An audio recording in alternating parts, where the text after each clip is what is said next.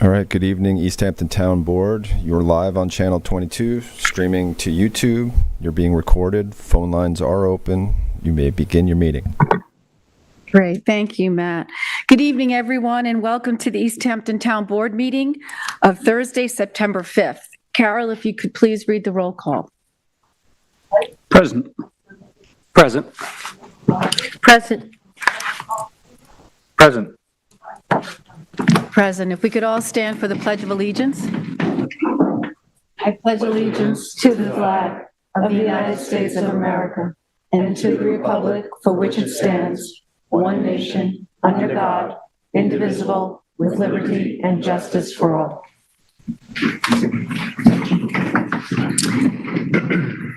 Okay, so tonight we have a lot of good news to share. First, we're going to start with Hugh King, our town historian. He's going to come up and entertain and educate us. And then we have proclamations tonight for Christopher Cinque for being Lifeguard of the Year. We're quite proud of you, Christopher. And then we have 4 public hearings that'll be followed by public portion and resolutions. So first, Hugh. Okay, the Montauk Historical Society has been very busy this summer. You know, the wonderful Beachorama exhibit I told you about. They also hosted several days of the Amistad, the ship coming, and then they unveiled the Pelican Memorial down at the lighthouse. So they are the tremendous. All right, you ever hear of Jenny's Lane? Yes. Jenny's Lane? Yes. Yes. All right, Gurley Lee Hayes. Okay.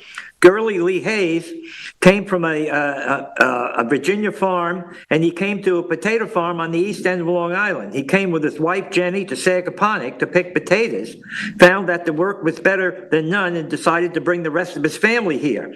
He came here, and he had 13 children. Okay, he had 122 direct ancestors. Now, what did Gurley Hayes do? Well, he worked for the town highway department, and he made all those wooden signs. You know those wooden signs you see? Gurley Hayes made those, and he had to stop because while driving the truck one day, he had a stroke. So he decided he should retire. He also was instrumental in building the Calvary Baptist Church. Okay, so why am I mentioning Gurley Lee Hayes? Because Queen's Lane is named after his daughter, Queen Davis Parks, a longtime teacher at the John Marshall School. Jenny's Lane is named after another one of his daughters. He also had a son named Lee Hayes, right, the Tuskegee Airman, and one of his daughters was Helen Hillman. Helen Hillman, we think, was the first African-American hired to work in a real estate agency in East Hampton. She was hired by Condi Lamb. And she also told me she got married in St. Matthew's Chapel, which was on 3 Mile Harbor Road, which is down. And then Jane Casile worked at the East Hampton Daycare Center, was the head of that. So that's my talk about Gurley Lee Hayes. Good, thank you. Thanks, Hugh. So tonight, we have a first, at least in the 10 plus years that I've been on the board. We have proclamations tonight from 3 levels of government. Our state assemblyman, Fred Thiel, is here, and Welker, our county legislator, is on her way. She's stuck in traffic. And the town board, on behalf of the town of East Hampton, would like to present a proclamation. But we're going to start with Fred. Welcome, Fred. If you could just, for the cameras, and it would be helpful if you stood like right here in front of Ian. Okay. And we invite Christopher up. Am I in the right spot? Right in the corner, no, right in the corner here. Yeah, Okay. just towards us, Fred. Okay. Just come towards us. Because we Oh, could, right here. yeah, we need to put a spot there. Yeah. A little X on the floor. Yes. There you go. You know, for almost 30 years in the assembly, I've been able to successfully avoid having to speak after you, King. So it's a tough act to follow, but it's really a pleasure to be here. And, you know, we saw several weeks ago in the newspaper that Christopher had been named the New York State Lifeguard of the Year. And I just want to say at the outset that, you know, it's been my honor and pleasure to work with the lifeguards here in East Hampton, and many of them are in the audience. The Lifeguard Association, East Hampton Volunteer Ocean Rescue. We've even done a few pieces of legislation to help them, and so I've really appreciate the relationship that I've had through these many years, and to all the lifeguards who are here. Now that summer is over. But your work still isn't done, because people will still be out in the beach and out on the ocean in September, as long as the water is warm. But it gives me the chance to say thank you to all of you for all of the great service and volunteer work that you provide to help keep our community safe. And tonight we get the chance for this year to honor the best of the best, the New York State Lifeguard of the Year. And it's well stated here in the proclamation that, you were the lieutenant at Indian Wells back in 2014, captain in 2015, subsequently serving as the second assistant chief and Montauk district chief. You were the East Hampton Volunteer Ocean Rescue Member of the Year Award in 2019. And this year, the State Lifeguard of the Year. And as your representative on the state level, it gives me great pride to know that the Lifeguard of the Year is from East Hampton, from our Assembly District, and it's my pleasure to present you with a proclamation from the New York State Assembly, congratulating you on this most prestigious award, and thank you for all your volunteer work, for all of your service. And I just wanted to say, because a couple of weeks ago, we were out in Amagansett, and I got an award from the Lifeguard Association. I just want to say, for the record, in the ethics code, there was no quid pro quo. So, congratulations.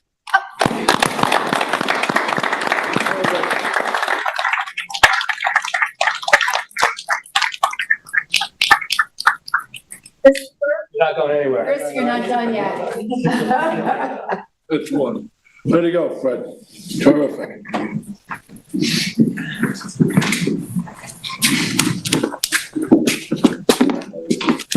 Your favorite thing, my favorite thing too. So I think one of the things that's not in this proclamation is that Christopher is actually a graduate of Amagansett School and also a graduate of East Hampton High School. So see individuals graduating from out here to do such great things on the level of recognition from the New York State and the State Assembly, like Fred, right now, it's wonderful to see. So it's a pride with all of us that get to be able to graduate East Hampton High School, to be able to come back and be able to produce for the town of East Hampton to keep us safe. So if you don't mind. Proclamation. Whereas the town of East Hampton is proud to honor and recognize exceptional individuals in our community whose dedication and achievements inspire us all. And whereas we are pleased to celebrate the accomplishments of Christopher Cinque, who has devoted 13 years of exemplary service to the town of East Hampton and has been named the 2024 New York State Lifeguard of the Year by Smith Point Ocean Rescue, a prestigious accolade that reflects the outstanding contributions to lifeguarding and public safety. And whereas Christopher's journey as a lifeguard began in 2009, when he was certified as a New York State Level 1 surf lifeguard, and his leadership quickly became evident.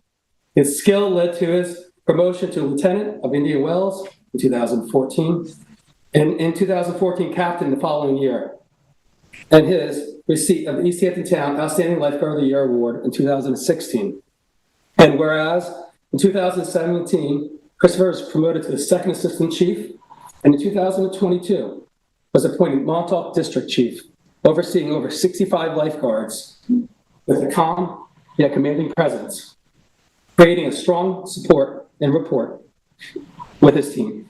And whereas Christopher has demonstrated exceptional emergency response skills, notably during recovery efforts following a plane crash in 2018, I witnessed that firsthand, and was awarded the East Hampton Volunteer Ocean Rescue Member of the Year in December 2019.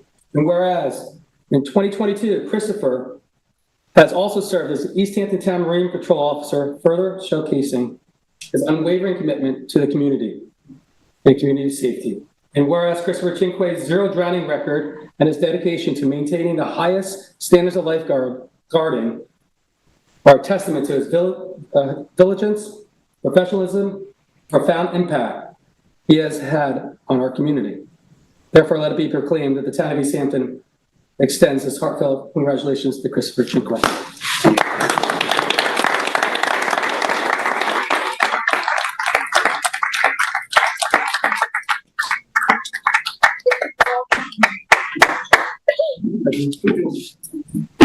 For you. Right. There you go.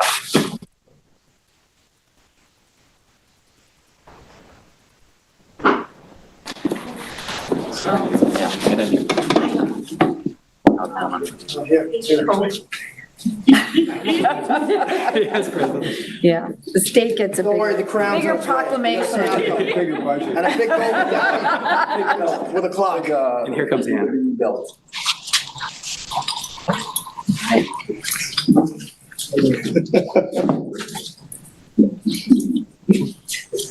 know your cheeks get tired after a while. And Welker's just on the way on. Yeah. So you're not done. You've got a hat trick going on today, Chris. Good to see you, Fred. This right now? How are you? I mean, I only should have guessed. I'm not that important for anything else. Terribly sorry. Okay, you're going to stand right here. You got my text. Don't worry, Chris, another 20 years. Be another 20 years before now. Yep, you're good. I'm sorry I'm late.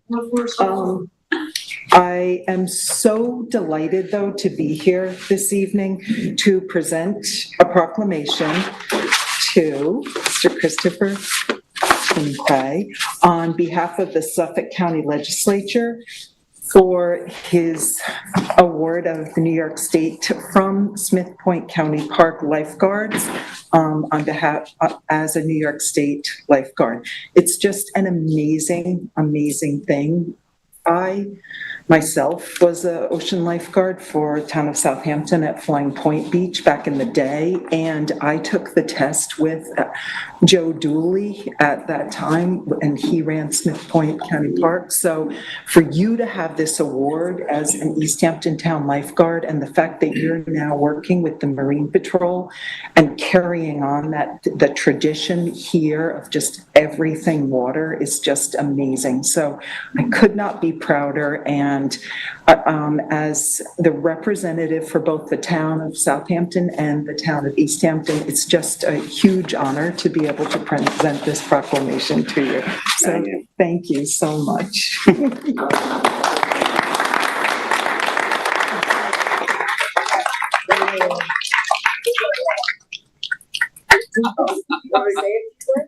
No, it's all.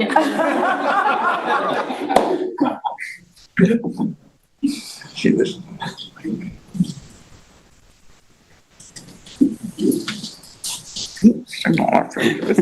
Thank you. You're so welcome.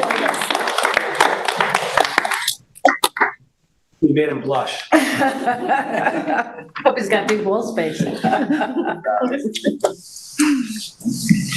Okay, so now we're going to have our public hearings. I know you folks may not want to stay for that, so. Or you may. Or you may, but this could be your cue to See ya.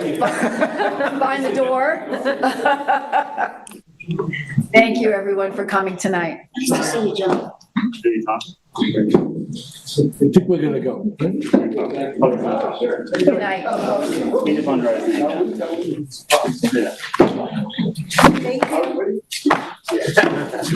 Okay, Carol, you're up. If you could read the first meeting notice, please. The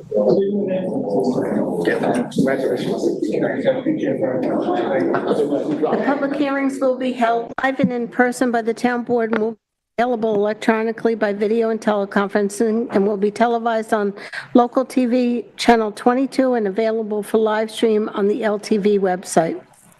The public shall be permitted to appear in person, but may also provide comments in the matter by being heard by calling 351-888-6331.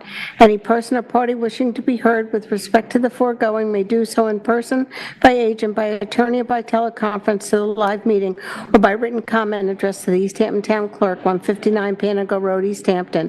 Comments may also be submitted to the town clerk by email to cbrennan@ehamptonny.gov. All comments must be received by the town clerk by the date and time of the public hearing. Please check the meeting agenda posted on the town's website for any changes and for updated information.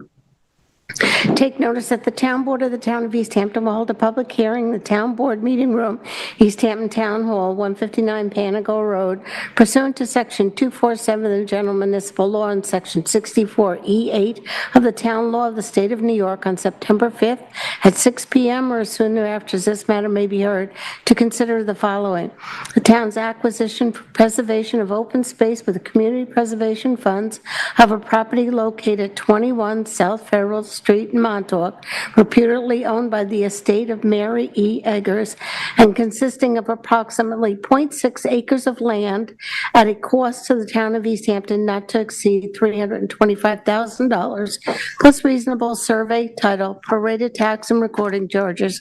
Said property being described on the Suffolk County tax map as 328,713. An amendment to the 2020 CPF Management and Stewardship Plan to include said property.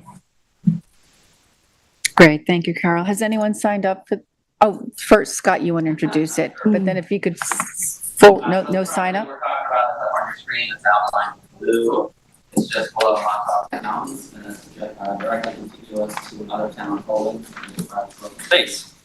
The parcel was actually part of our Lake Montauk Outreach Initiative, which began in 2014, and luckily enough, we're still receiving inquiries about that outreach. I'm just going to read an excerpt from the resolution adopted at that time to amend the CPF project plan to include 166 parcels around the lake subject to this outreach.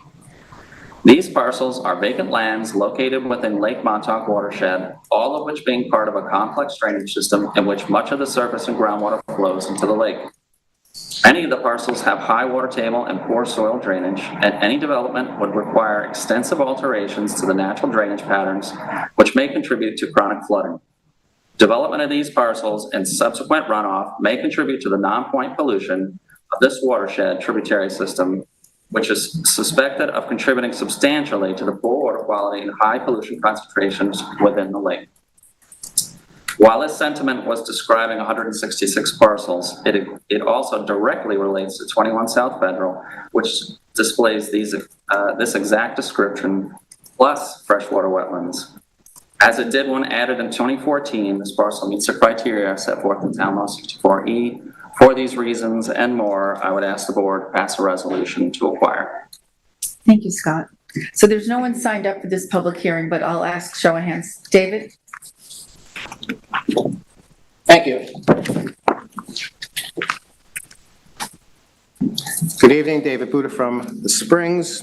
A couple of weeks ago, when you had another CPF acquisition public hearing, I took the opportunity to thank you for what I thought was a change in the policy, because for that particular hearing, you posted in advance a copy of the Planning Department's recommendation memo that had been issued actually quite some time before, and that is used by the CPF acquisition department to guide them in whether or not a proposed acquisition is strongly recommended, moderately recommended, or not recommended.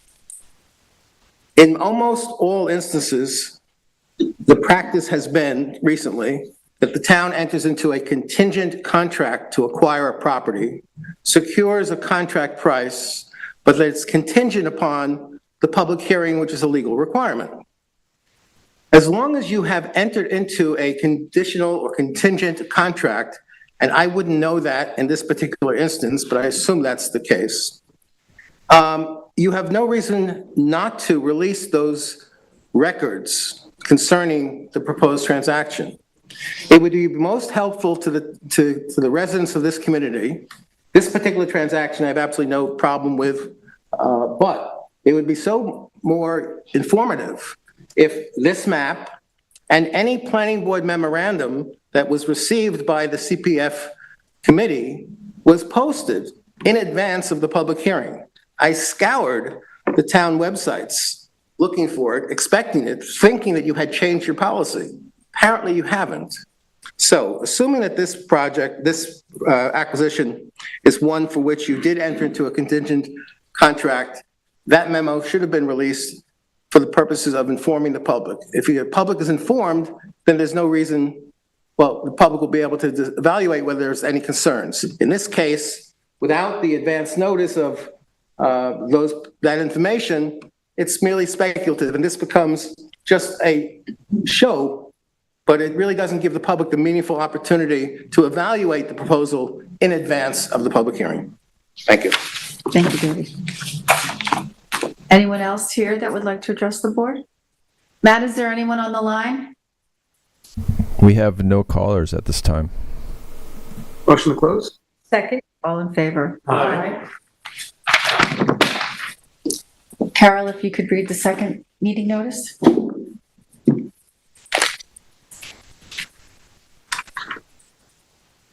Take notice that the town board of the town of East Hampton will hold a public hearing in the town board meeting room, East Hampton Town Hall, 159 Panago Road, East Hampton, pursuant to section 247 of the general municipal law and section 64E8 of the town law of the state of New York on September 5th at 6 p.m. or as soon thereafter as this matter may be heard, to consider the following: the town's acquisition for the preservation of open space with community preservation funds of a property located at 91 Northwest Landing Road, East Hampton, reputedly owned by Spencer Shea and consisting of approximately 0.43 acres of developed land at a cost to the town of East Hampton not to exceed $1,230,000, plus reasonable survey, title, prorated tax, and recording charges. Said property being described on the Suffolk County tax map as 39323.1. An amendment to the 2020 CPF Management and Stewardship Plan to include said property. Thank you, Carol. Sure. Introduction, please. Yes.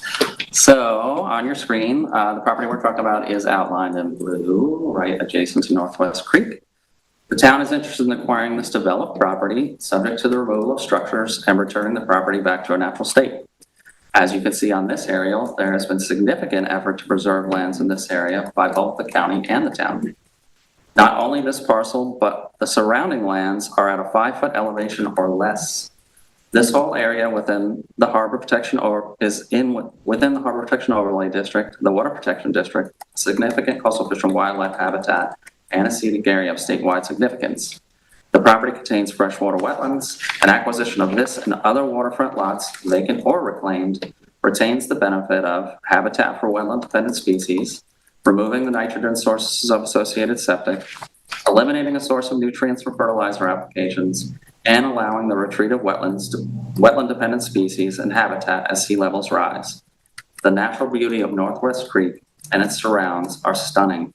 While the weather cooperates, I would recommend highly that you get out your kayaks or your paddle boards. You will not be disappointed.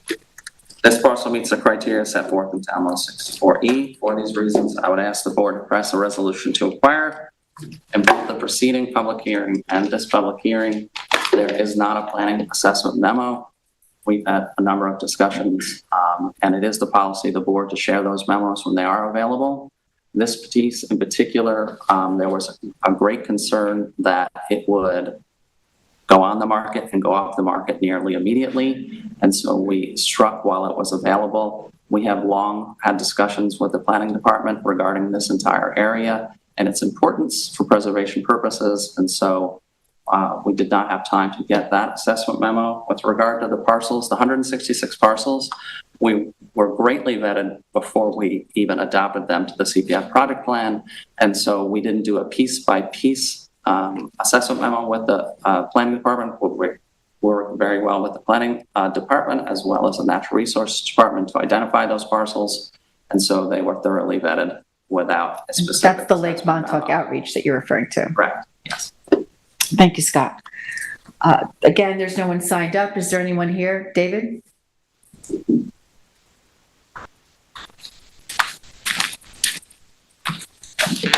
Good evening again. With respect to this particular hearing, and having been enlightened by Scott's remarks, I appreciate that I was correct a few weeks ago to thank you and congratulate you for changing your policy.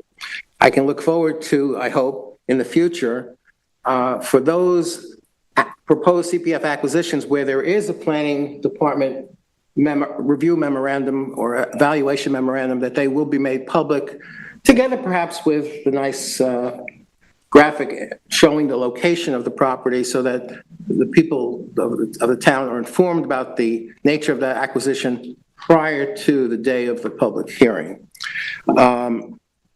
I appreciate that in many instances, properties have been on the project plan for many years, or were part of a Springs or Montauk outreach program, which brought a lot of properties into the project plan. But the need to review and consider a evaluation memo drafted by the planning department is particularly pertinent in those instances, which this is not one of, where you are doing both a proposal to acquire and to add a property to this project plan. So in those instances, I think it's those memorandum would in every instance be available, and it'd be extremely more important to evaluate them and distribute them to the public, provided you have gone ahead and entered into a contingent contract, which is the preferred procedure and which is allowed by the CPF legislation. Thank you. Thank you, David. Matt, is there anyone on the line that would like to address the board? We have no callers on the line. Motion to close? Second. All in favor? Aye. Carol, if you could read the third meeting notice, please.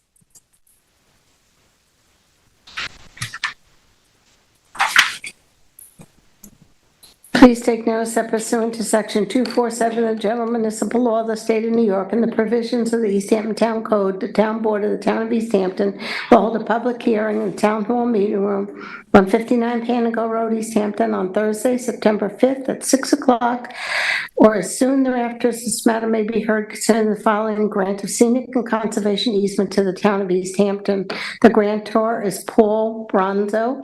Scenic and conservation easement dated June 14th at 65 Jacqueline Drive in Amagansett, Suffolk County Tax Map 300, 176, 119, and the reviewing agency is the ZBA. Thank you, Carol. Is there anyone here that would like to address the board on this matter? Matt, is there anyone on the line? We have no callers on the line. Motion to close? Second. All in favor? Aye. Carol, if you could read the fourth and final notice, please.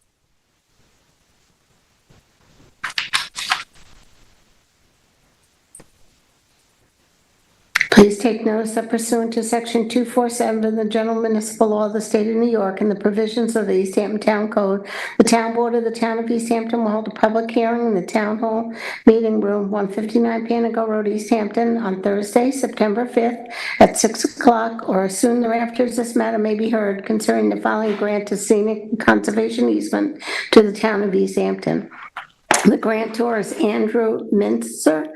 It's a scenic and conservation easement dated July 25th at 67 Leeton Road in Amagansett, Suffolk County Tax Map 300, 131, 316.1, and the reviewing agency is the ZBA. Thank you. Would anyone like to address the board on this matter? Matt, is there anyone on the line? We have no callers on the line. Motion to close? Second. All in favor? Aye. Okay, so now we move into public portion, and the first one signed up is Evan Harris. Welcome, Evan. Thanks. Hi, I'm Evan Harris. I grew up on Route 114 in East Hampton, and I returned to my hometown. I've lived here on 3 Mile Harbor Road with my family for the past 24 years.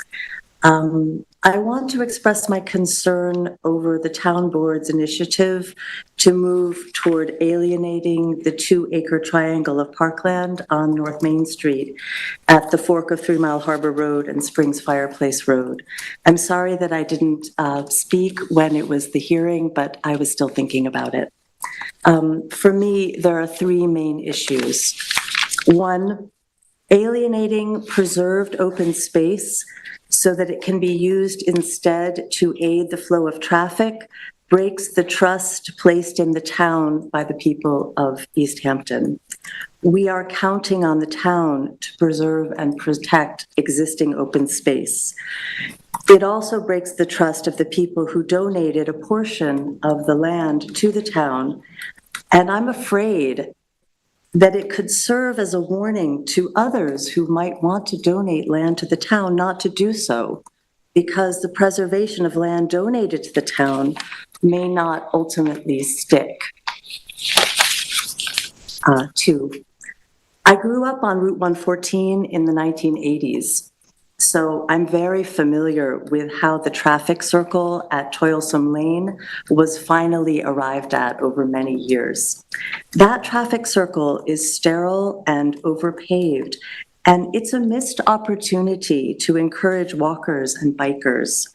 Another one like that on North Main Street would be another missed opportunity where we need safe passage for walkers and bikers, and we need encouragement for walkers, strollers, and bikers getting to work and getting to school and getting their exercise and getting their fresh air. And finally, 3, given the inevitability of change, it is critical to seek a less invasive solution to the traffic problem on North Main Street before we do what cannot be undone.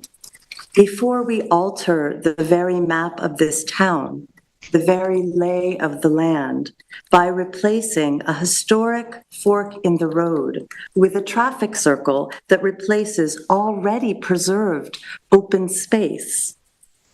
When I come back from the village or from away, when I come to that fork in the road at North Main Street, 3 Mile Harbor one way and Springs Fireplace the other, I know that I am almost home. Please, let's keep East Hampton feeling like home. Thank you so much for hearing me. Thank you, Evan. Prudence Carabine. Good evening, Prudence. Good evening, everybody. First of all, I'd like to give you a suggestion, as I did to David. Esther Field was a wonderful friend of my family's. My grandfather knew of Herb and his mother and his father, and when he brought Esther in with all of the Field's children, we were all delighted, and we all kind of grew up in the same milieu together, seeing each other a lot. Esther sadly suffered a sad end, but she lived in the house in the front of the farm closer to the street for many, many years. And she was a wonderful lady, a wonderful mother, and a wonderful nurse and friend to many, many people. So I would ask that you consider calling that property Esther's Garden or Esther's something or other that would appeal to you and appeal to the neighborhood, because she really enjoyed that property and lived in the house in the front, as I said, and raised, I believe it was 7 children altogether there, and many of them are still around, of course. And Herb was here forever until he wasn't. But a wonderful local family, and I would just make that suggestion. I'm here because on the 12th, which is a week from today, I think, from 10 to 12:30, the Farm Museum is hosting a walking tour of Freetown, as well as Erwin Levine's group, the Walking Trail people. And this is part of Dr. Allison McGovern's program to introduce Freetown to the town of East Hampton. Of course, we will be walking by the neighborhood property, neighborhood house property, and all of the cemeteries, and the Fowler House, which I myself spend a lot of time in, and also the location where the chapel used to be, which is now somewhere else. But I understand there's hope for the chapel at this point. So I include the chapel in my thoughts and prayers, and fingers crossed that we can manage to get the chapel back to Freetown because of its significance to that area. So on the 12th, you need to sign up for this. There's an article in the paper. David Rattray has put a whole thing about how you can sign up and get your name on the list. But we will be meeting at the Farm Museum and walking that 2.5 mile area around Freetown to introduce really Freetown and the history of Freetown to those who would like to make that tour. On the 15th, from 4 to 6, that's a Sunday, we are joining with the Peter Matheson Foundation and the project, the Bonnet Project, which is Joanne Roberts, to present some discussion about the Bonnet language, which is now a dead language. Luckily, we have some people who still speak it, but not very many. And so we will be discussing with the gentleman that I've worked with in the past who has come out and taped the dialect of the language of some of our local folks. L.B. Edwards can't be missed. He's amazing. Not Edwards, excuse me, Lester, L.B. Lester will be there, and a lot of other people, I hope. And we will talk about, with this person who has studied language for a very long time and taken a lot of language down and tapes, what it means when the language of a community dies. There are all kinds of things that happen when Bonnet is no longer spoken. And naturally, we can't stop that process happening, but we can certainly recognize the issues that come when a language is no longer spoken. And I myself at 76 heard in classrooms from the time I was in 2nd grade on teachers saying to some of my friends that they can't say that in school, you have to say this instead of that. And so you begin to realize that some people would take umbrage at that over the years and say, why are you trying to change me? Well, as we know, Albie Lester didn't change, but many of us got the idea that the way we spoke was wrong and was incorrect and wasn't up to par. And of course, that affects some people psychologically.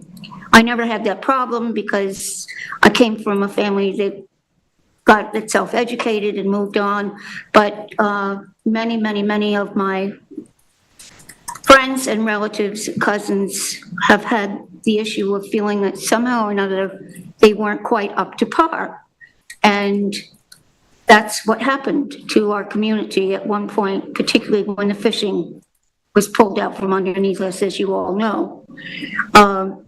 You know, when those guys went to Albany and said, wholesaling is in our blood, they were told to go home and work in a motel, they would make more money. Well, some people just can't do that. So they chose other ways of surviving, or they didn't survive. They either left or they didn't survive in one way or another, clocked out. So I would like to have as many people as we can at that discussion about language, because language is important to all of us.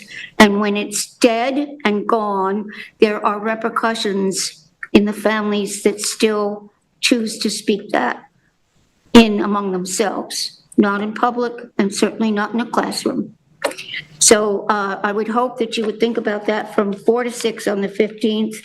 And again, this is part of our 10-year celebration of the Farm Museum, and we are celebrating Bonnet, its history, and its people. Thank you. Thank you, Prudence. Is there anyone else? David?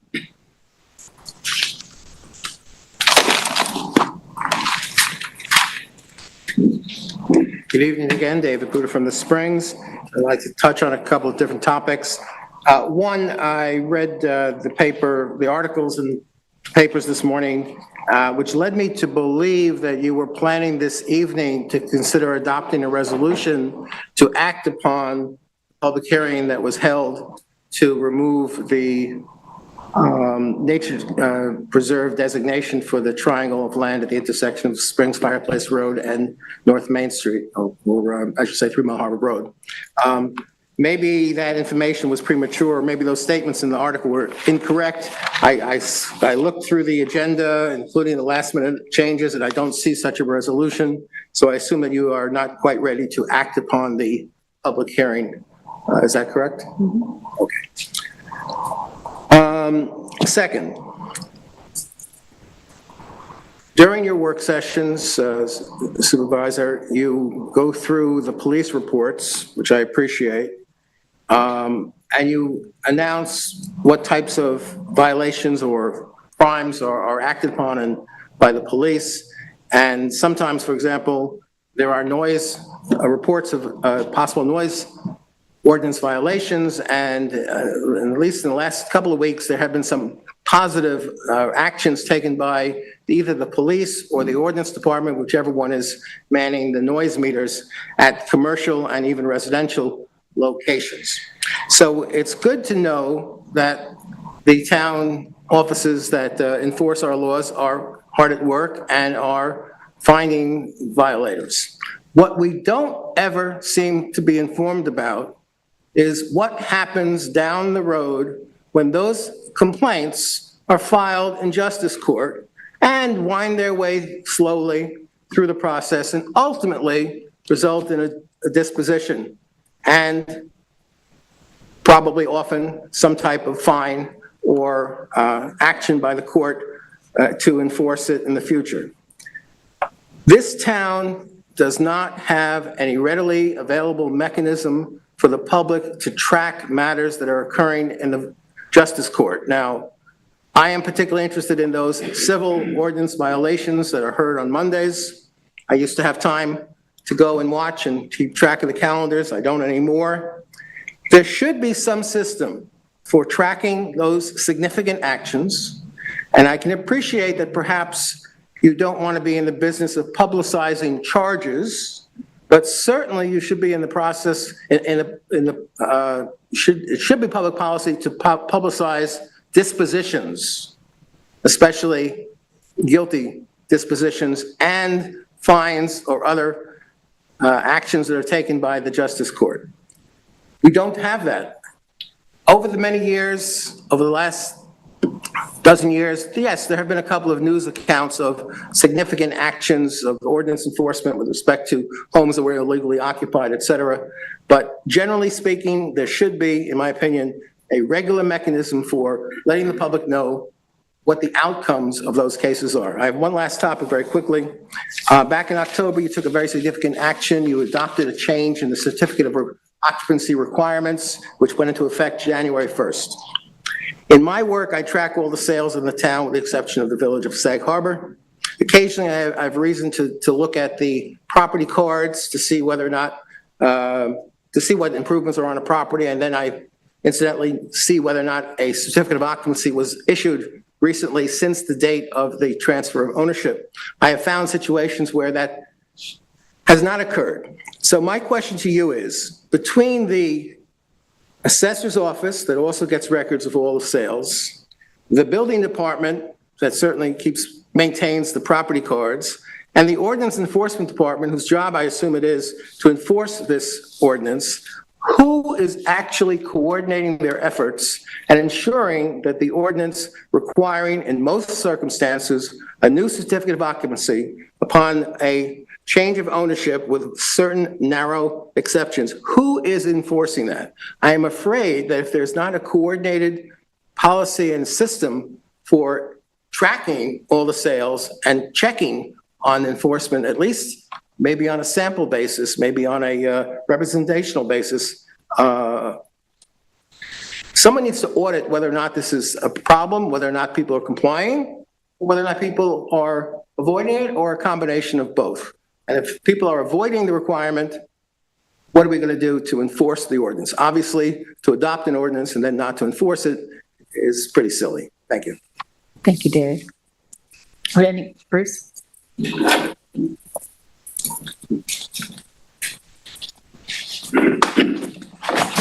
Hi. Hi, Bruce. Bruce now, Pinsky Springs.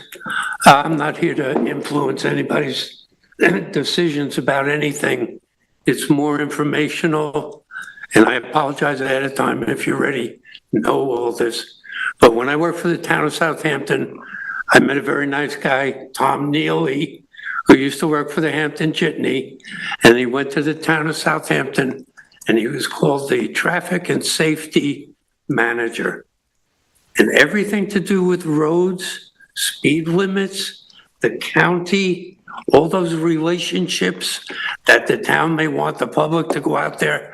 You know, I talked to that town engineer in Suffolk, and he said, yeah, Bruce, we're taking all your information under advisement. That's it. No other word, nothing. Regarding 3 Mile Harbor Road.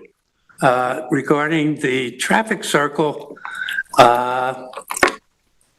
one thing that I do have, it's a weird thing, but I believe that's hollowed ground, that little triangle. And if none of you are old enough to remember this, but back in the late 70s, early 80s, a girl was killed there.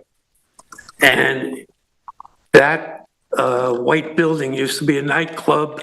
I think it was called the Mellow Mouth at the time, or something like that. Right. So all I'm saying is, go over there, take a look at that triangle, make your decisions whenever you're going to make them. I thought it was tonight also. But it is something I think to consider. I don't know if there's a plaque there anymore or anything, but someone died in those woods. You might take that into account. Thanks. Thank you, Bruce. Matt, is there anyone on the line that would like to speak during public comment? Yeah, we have one caller on the line. I'll unmute them. Thank you.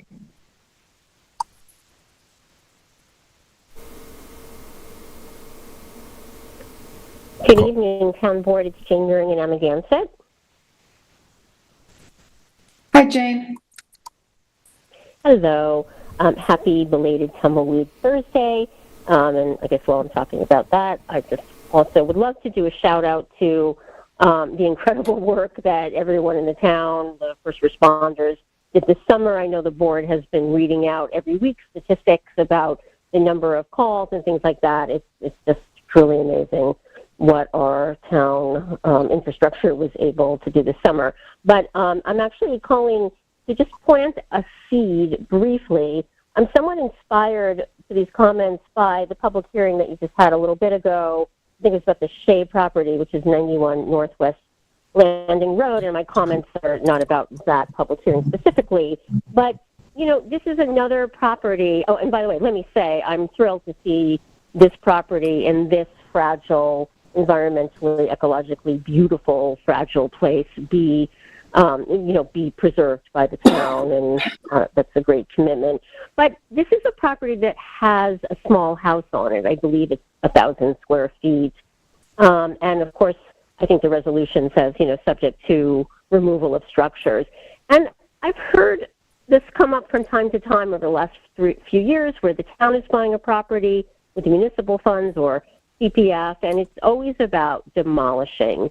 So I just wanted to raise the idea that maybe that shouldn't be the automatic going presumption that viable housing should be either immediately or demolished over the long term, even in a fragile area like 91 Northwest, 1,000 square foot home. It wouldn't have a lot of flow. A septic system could be upgraded. Again, I'm not talking about this property specifically, but I just wanted to raise this concept that obviously we have a 2,000 plus deficit of affordable, economically accessible living units in this town. Everyone is precious. And now, especially with the CHF bringing in funds, partnering with the CPF, maybe there are some creative ways that when there are existing structures, perhaps they could remain. So I just wanted to float that in front of you, and I'll be back at some point to maybe talk more about that. Thank you. Thank you, Jane. Matt, has anyone else called in? No, we have no additional callers.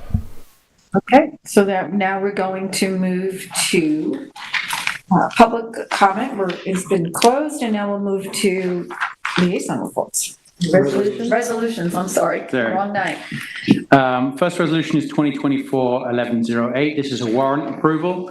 Be it resolved that claims on warrant number 9A in the amount of $2,143,537.34 were ordered by the town board, and the supervisors are directed to pay the same. Be it resolved that claims on utility warrant 9A in the amount of $32,138.16 were audited by the town board, and the supervisor is hereby directed to pay the same. Second. All in favor? Aye. This is an appointment. This is a list appointment from provisional. Whereas Suffolk County Department of Human Resources has given examination for senior citizens club leader, Joelle Parker is reachable on the resultant list. Be it resolved that Joelle Parker is hereby appointed from the above certification to the position of senior citizen club leader in the Human Services Department with no change in hourly rate or budget account number. Second. All in favor? Aye.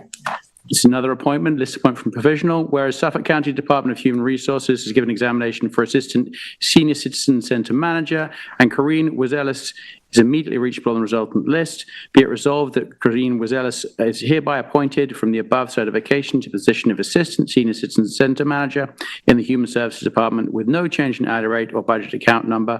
Said appointment to take effect retroactive August 9th, 2024. Second. All in favor? Aye. 2024-1111 is to reinstate Fire Marshal 1 to the Fire Prevention and Safety Department effective August 19th, 2024. Second. All in favor? Aye. 1112, this is to authorize employee travel and a budget modification. Whereas certain employees are required to receive training for compost site operations, and New York State Department DEC is offering a one-day training opportunity in Ithaca. Whereas town supervisor Craig Fick has been recommended by the Director of Sanitation to take training. Now therefore be resolved that Craig Fick is hereby authorized to attend the 2024 compost site operators workshop on September 25th, 2024, with a cost to the town not to exceed $950. Second. All in favor? Aye. 1113, this is a budget modification for the Sanitation Department. Town Board directs the Budget Office to make the following budget modification for costs related to equipment repairs and purchase of safety supplies for year end.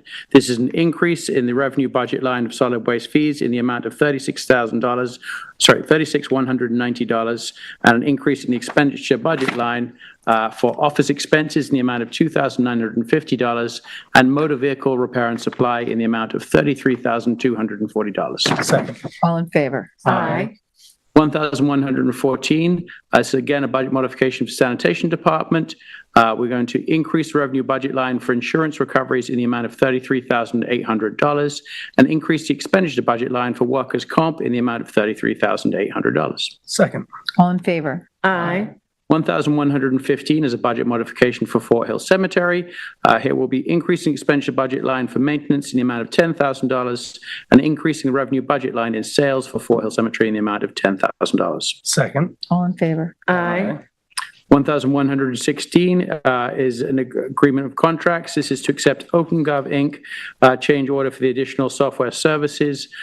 These are for proposals for enterprise permitting, whereas the 2022-1509 resolution for the town board accepted the proposal of OpenGov for the provision of services consistent with the RFP, whereas the agreement provided for additional add-ons The Town of East Hampton has requested OpenGov to configure 2 additional record types, property card and building card, at a cost of $4,680. Second. All in favor? Aye. 1,117 is to amend Resolution 2024-261, whereas there was an agreement with vendor Service Express LLC commencing February 1st, 2024, and expiring the January 31st, 2027. There's been a change of date here. The effective date will now be September 9th, 2024, with the said amount to be $4,800 to the A account and $1,200 to the B account. Second. All in favor? Aye. I'm happy to offer Resolution 2024-1118. This is appoint full-time automotive operator, equipment operator in the Highway Department, Raymond Sarr. And the position will be an hourly rate of $26.37, which is $54,840.53 annually, grade 20, starting step for a 40-hour work week, effective September 9th, 2024. Second. All in favor? Aye. 1119 is provisional appointment to environmental technician Lucia Massey. This will be appointed to provisional basis in Aquaculture Department, hourly rate of $27.95, grade 22, starting step, effective September 9th, 2024. Second. All in favor? Aye. 1120 is provisional appointment to environmental technician from Michael Jarin. This will be a provisional basis for environmental technician in the Land Acquisition Department, an hourly rate of $27.95, grade 22, starting step, effective September 9th, 2024. Second. All in favor? Aye. 1121 is establish a leave bank and share time for buildings and grounds employee for Linsford Mosley, custodial 2, beginning payroll number 19. Leave bank will be monitored and accounted for town budget office coordination. The finance department, I wish him prayers of healing. Second. All in favor? Aye. 1122 is budget modification for buildings and grounds. We're bringing from budget line for full-time salary in the amount of $8,177 to the budget line for other equipment in the same amount. Second. All in favor? Aye. 1123 is a budget modification for the Recreation Department. We're bringing from part-time salaries in the amount of $1,500 to a budget line for recreational supplies in the same amount. Second. All in favor? Aye. 1124 is a notice of bidders for EH 24-034 is to purchase and install a new fire pump on a marine vessel. This is the bid is available September 5th, 2024. The bid is due back September 12th, 2024. If you have any questions, please contact our purchasing department at 631-324-4141. Second. All in favor? Aye.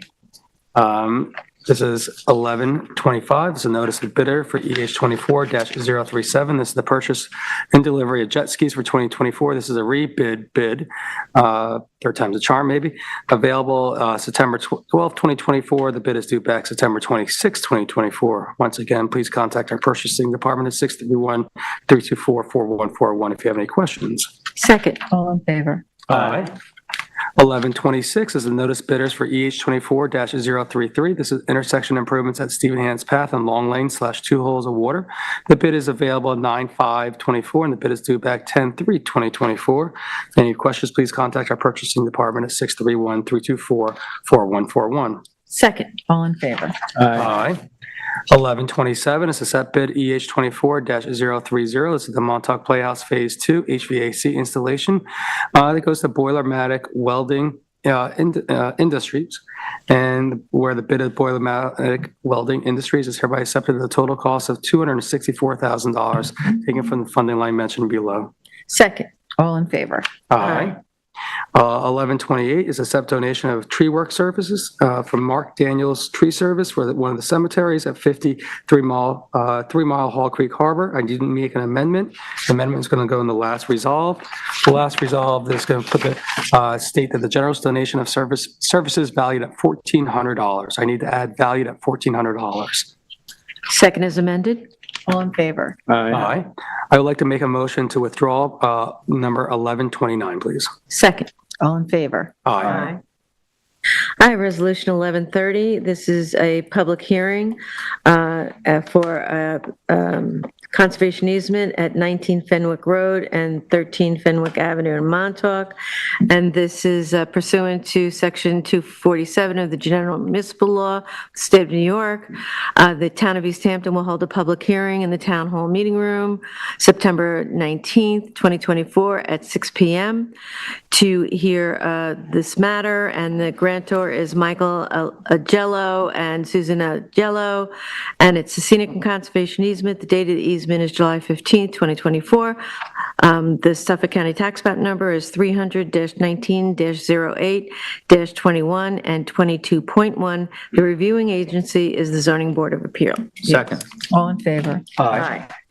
1131, this is whereas an application has been received for modification of an urban renewal map, MS-6, of the town's urban renewal plan to relocate the access point for urban renewal parcel number 28C from the southeast corner of the parcel to Flanders Road as depicted on the map, to the southwest corner of the parcel directly to Fremont Road over an existing easement which has served as the actual access to the property for many years, whereas the town's consulting engineer reviewed the proposal and found that the proposal depicts the existing driveway in the location proposed, and that the driveway for number 28C has existed and has been maintained in its current location for over 20 years. The engineer has recommended approval of the modification, whereas the town planning board has reviewed the proposed amendment to the urban renewal plan and indicated that as the existing driveway is consistent with the proposed modification and has been functioning as the proposed for many years, the planning board, has no objection to the proposal.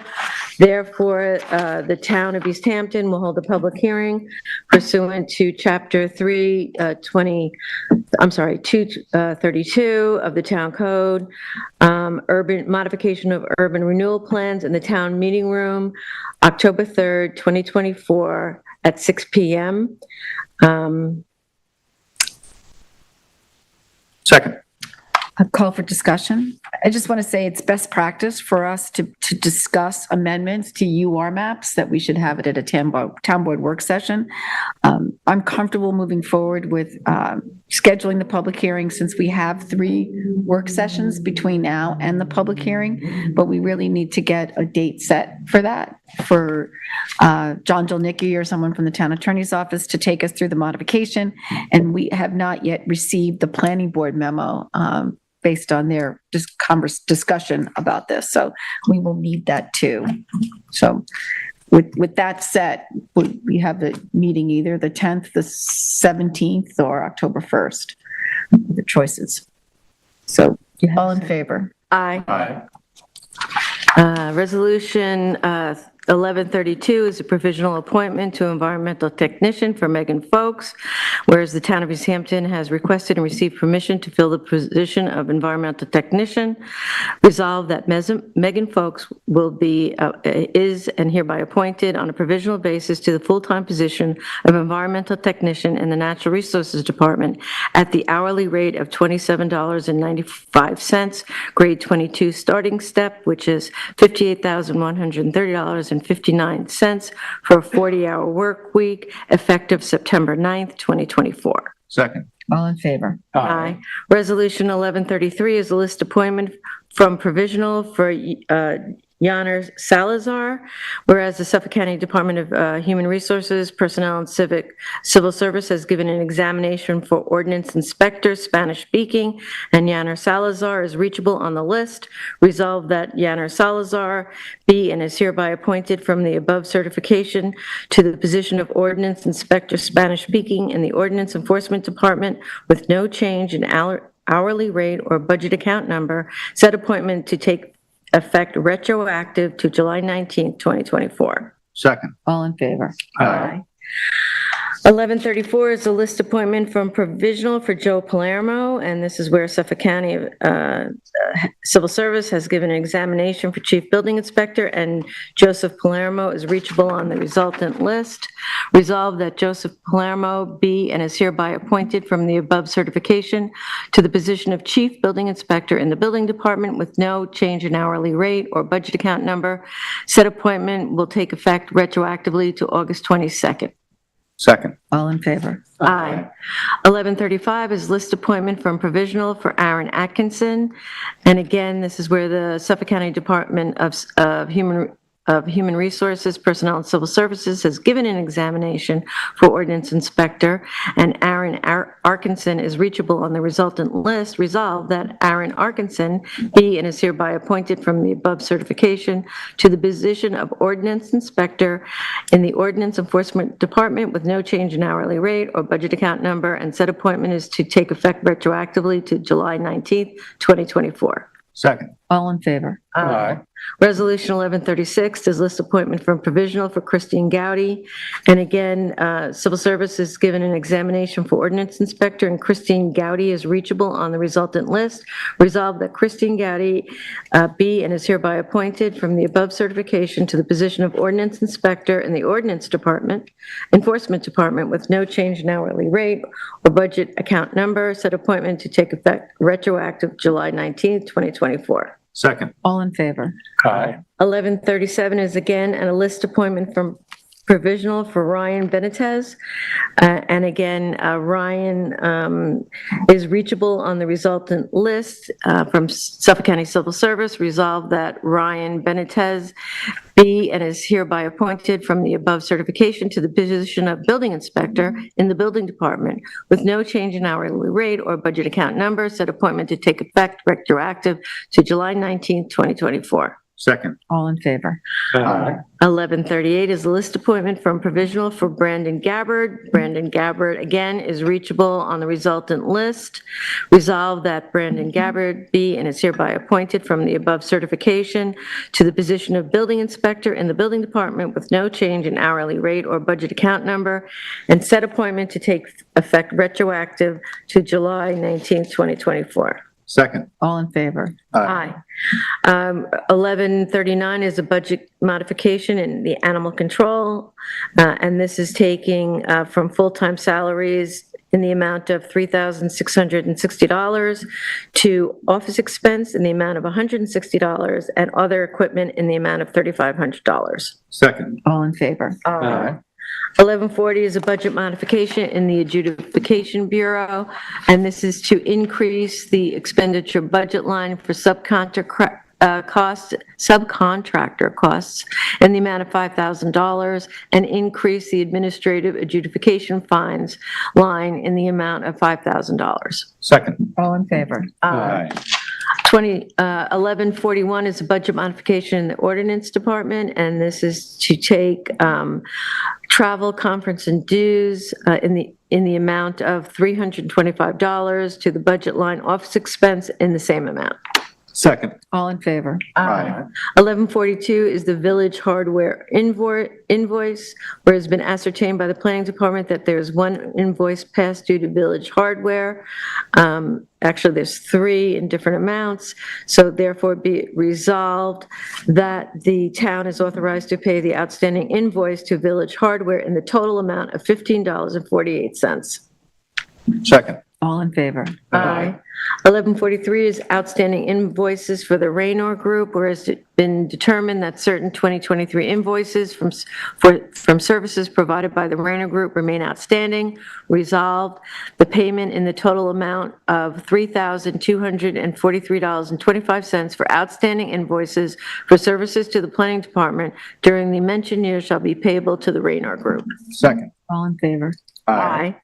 And Resolution 1144 is authorized use of capital funding for electric vehicle charging stations, whereas the town of East Hampton has adopted a goal to meet the equivalent of 100% of economy-wide energy consumption, such as electricity, heating, and transportation with renewable energy sources, whereas the town has developed a policy to further the replacement of internal combustion vehicles with electric vehicles over time, and to provide guidance in choosing a vehicle when comparable electric versions are available, when a comparable electric version, and it should say is available. Second. Hold on. Whereas the town's electric fleet has increased and there is a need for an additional charging stations, whereas Gray Bar, an approved contract vendor, has provided a quote for the purchase of 4 electric vehicle charging stations on the Town Hall campus, whereas the town wishes to use capital funding for the purchase of the charging stations, which is in compliance with the Energy Sustainability Fund goals, be it resolved that the town supervisor is authorized to provide use of the appropriate budget line, townwide energy sustainability, in the amount of $2,141.48. Second. Are you doing it as amended? Are you saying in the second whereas clause, electric version is available? Hold on a second. Where electric vehicles over time and has provided guidance, let's see, in choosing a vehicle when a comparable electric version is available. So. Second as amended. It's the second whereas. The last line, choosing a electric vehicle when a comparable electric version is available, it should say. Choosing a vehicle when a comparable electric version is available. Right. All in favor? Aye. Resolution 2024-1145. This is to accept bid number EH24-029, 26 Morris Park demolition. The low bidder is Ronald Webb Builder in the amount of $59,697.27. Second. All in favor? Aye. Resolution 2024-1146 is to appoint full-time airport attendant in the East Hampton Town Airport, Dylan FJ, at the annual salary of $49,888.18, effective September 23rd.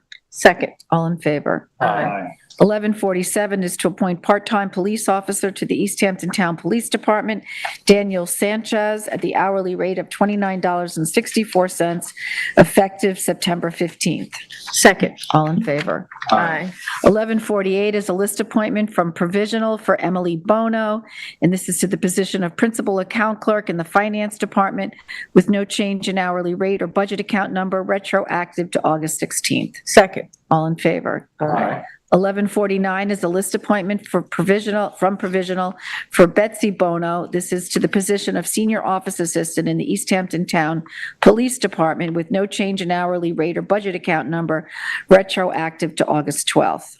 Second. All in favor? Aye.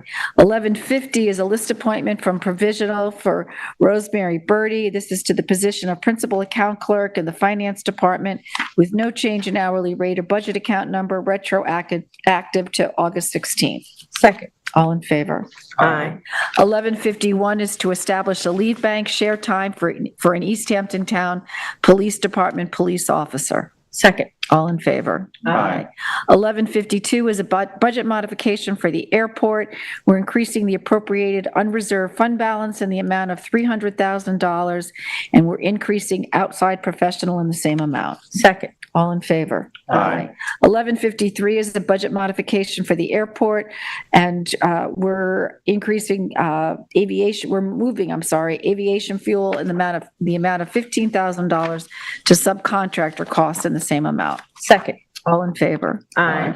1154 is to authorize payment of a past due invoice for e-typist. It's been ascertained by the town attorney's office that there's a 2023 invoice past due in the amount of $4,086. Second. All in favor? Aye. 1155 is to authorize to pay real property tax bill to Suffolk County for the 2022-2023 tax year for a parcel located at 385 Abraham's Path, and the Finance Department is authorized to make a payment of $556.54 to the Suffolk County Controller. Second. All in favor? Aye. 1156 is a notice of proposal for professional consulting services for continued remedial investigation of the Airport Class 2 inactive hazardous waste site. The proposal is available September 5th and due back September 26th. Second. All in favor? Aye. 1157 is to accept bid EH24-031. This is the printing of miscellaneous forms for August 2024. Goes to Montauk Printing, Ridgewood Press, and Dan Printing. Second. All in favor? Aye. David, it goes to you. I'm sorry. I'm losing my one I have. apologize. No worries. I have Resolution 2024-1158. It's appoint seasonal lifeguard for September 2024. And this will be for Lila Metz, Advanced Ocean Lifeguard, $24. This will be from 9/2/2024. Second. All in favor? Aye. And I have resolution ID number 31634, and that's to retain Nelson Pope and Voorhees LLC to coordinate habitat assessment and review of the U.S. Fish and Wildlife Protocol associated with the proposed site improvements and clearing for the proposed East Hampton Senior Center. Second. All in favor? Aye. So that concludes our resolutions. I just wanted to make a note that I had mentioned on Tuesday that we were going to be, that it was the board's intention to vote this evening on the local law disposing of the Sherrill Triangle from the town's nature preserve. However, while drafting the resolution, the town attorney realized that the town has not yet received a determination back from the Suffolk County Planning Commission, indicating that it is a matter for local determination. So once that correspondence is received, we will schedule the vote. And now do I have a motion to go into exec session? Yes, I'd like to make a motion to go into executive session for personnel and advice of counsel. Second. All in favor? Aye. Thank you, everyone, and have a good night. And thank you, Matt, at LTV. We really appreciate your assistance tonight. All right, good night.